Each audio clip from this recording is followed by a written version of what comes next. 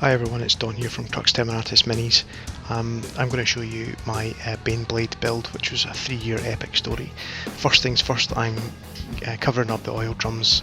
The cracks in the kit were just a bit too much, so I'm just cutting up some cardboard made to measure, sticking it in. And that's me just showing you it does actually look a whole lot better if you do that. This kit was sitting unloved for nearly 3 years due to the arrival of my baby son. So this is me just getting started on it. So just repriming all the bits I missed when I primed it with a can. With the airbrush it's a lot easier obviously. I wanted to make it a desert camouflage one, or at least a sort of scrubby land one camouflage, but as you'll see it didn't really work out according to plan, but I always promised I would show you my failures as well as my successes, so this is a epic fail. I did everything right in terms of nice light coats and all the rest of it. Unfortunately I just couldn't get the camouflage right. I based it on some photographs I'd seen from German Luftwaffe Stuka bombers actually from the Second World War, in the Italian campaign and the desert campaign there. So it was a bit of an epic fail. All stripy, and people said it didn't look camouflaged, it looked like a Christmas tree. I was devastated by that, but I took their word for it and went on to an olive drab scheme here. Basically 3 different layers of highlighting. Just it's going to look like an American Sherman. So I wanted to try a pin wash, which I'd never tried before, so this is me doing the varnishing, absolutely bricking it to try this, to cover a model and then deliberately sort of scruff it up was something that I was so afraid of doing. But that's what it looked like. I was actually fairly happy. Normally I would have just left it like that, but Bidge and the real Mithril convinced me that putting these little rivet rust washes and damage scrapes on it would actually make it look a whole lot better. So it's thanks to them giving me the confidence to try it. I think it worked really well. So this is me just basically having done that, I'm just looking at it and saying, right, okay, how can I make it look a bit more dinged up? So I used the sponge method. Again, it was the first time I was trying it. In retrospect, I would have probably tried it a few times on a sort of cheaper kit before launching into a sort of £80 kit. But you've got to take your moments where you can, and I had to take my chance with this one. So this is it. It didn't really stick very well because I'd varnished it, but it was a fairly hot day and it seemed to dry very quickly, so that was it. So just some scorched brown on a sponge, just dabbing away there, and I went on later on with some chainmail silver and basically did the same sort of thing. Trying to make it random is actually a lot more difficult than it seems, but that was it. I tried to focus more on the areas that I knew dust and dirt and everything would accumulate. This was a first for me as well, trying to make a sort of 3-dimensional texture. So I got some this Vallejo textured paste. It's like a sort of really thick paint with like sand in it, I guess. And as you can see, I got some AK enamel tank wash, of which I had no idea how to use. Unfortunately, I don't own any of the AK magazines that everyone seems to swear by, so it was a case of suck it and see. So I mixed some of this with the paste with the intention of sort of daubing it all over the tracks and the side skirt of the tank, just to see how it worked. The first mix I made was actually far too light, so I had to go and dump some more in, but with a bit of playing and a bit of experimentation it seemed to work okay. It wasn't the easiest thing to dab on, because it seemed to dab on and then if you touched it again it would sort of dab off. But trial and error, I got there in the end, and I make it a little bit darker now because obviously it's looking like an ice cream there at the moment, so nice and muddy, and it's a case of just slapping it on to the tracks, and you'll see that in just a second.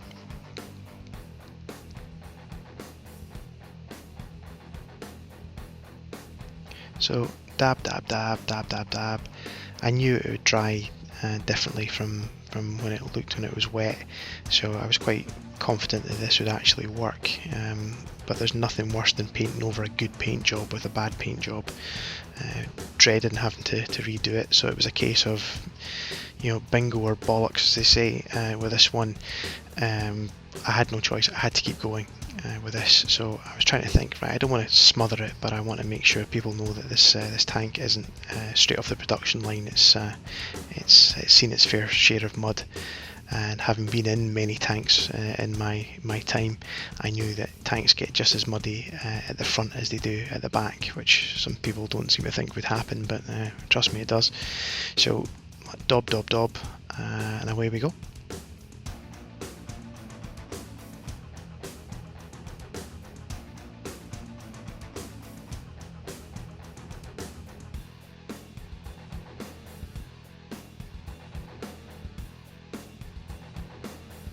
The back was quite easy to do.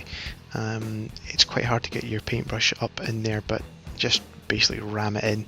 It's you know, if people pick up your models and look underneath the tank tracks, then fair enough, they've got too much time in their hands.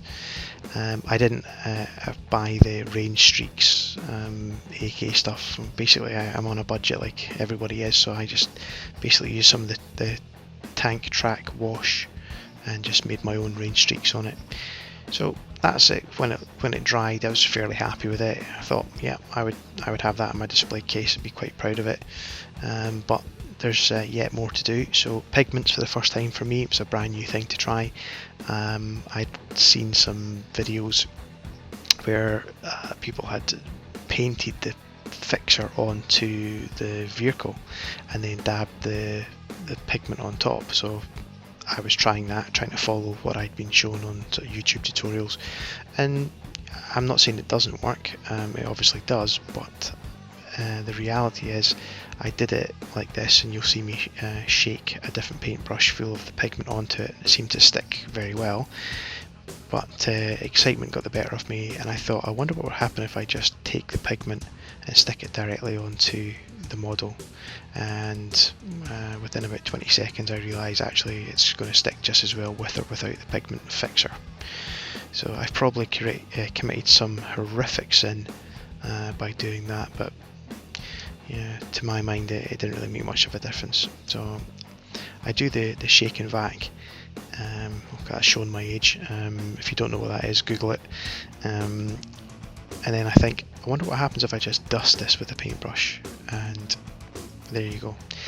The trap here with pigment dust, I found, is that less is more, and there's a definite temptation just to keep chucking it on and on and on, and in actual fact you'll probably see this happening. You think, well, he's gone too far with that, and what I ended up doing was taking a sort of horsehair brush and just brushing the excess off later on so it doesn't look quite as dusty.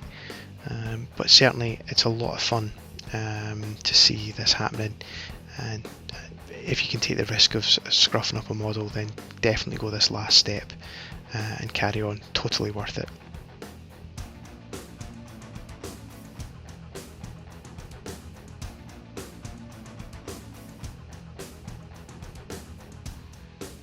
The reason I went for the Gauntlet Fist with the lightning bolts was when I did Nijmegen a few years ago, I traded a cap badge with a guy from the Belgian army, I believe, and he was from Region 2, and that was their sort of badge as well. And I thought, he was a nice guy, I'll make my tank from the same kind of area. So that's the story behind that. This is me halfway through. You can see the difference. The left hand side's been, you know, dusted, and the right hand side and the turret haven't been. I just thought it was quite a marked difference. Obviously there's far too much on the left hand side, but as I say, I take it off later on with a much coarser rough brush. My favourite part of the model was the back end, especially like the lights on the left hand side. I thought, you know, actually, do you know what, really proud of them. And then I inadvertently ruined one of them by dabbing too much pigment on it. So a quick lick of the finger and to get the pigment off. It tasted horrible, but it saved the light, so it was well worth it. So that was me. You can see that big rough sort of horsehair brush. I'm taking some of it off because I realise I've gone too far. So the trick is stop while you're happy and don't keep pushing it forward. So this is me ruining that light and the bottom bulb, I go over it, whoops, and then lick of the finger, dab, and try and rescue it as best I can. So I'm quite happy with it, the way it's looking just now. It's obviously a bit too shiny because it needs to be dull coated, and still more dust needs to come off, but as I say, I was having a lot of fun. Learn by my mistake. I used some black soot for the gun barrels and the cannon barrels, but you can't really see it, to be honest. I think I was already at that point stage thinking, whoops, I've done too much pigment, so I was a bit nervous about doing more.